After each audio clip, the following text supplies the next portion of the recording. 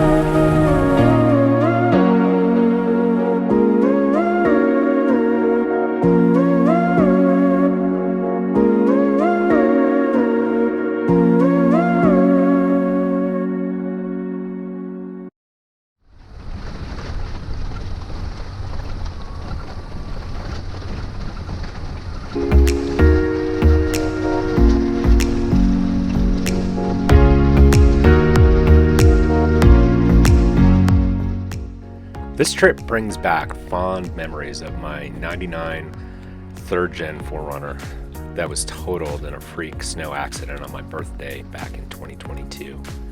I had this truck for almost 10 years and it was a beast. Like all 3rd-gens, it was underpowered, but you couldn't kill it. It had 254,000 miles on it when it was totaled and probably would have gone to 400,000 miles. I was really hoping my son Bennett would be able to enjoy that truck someday.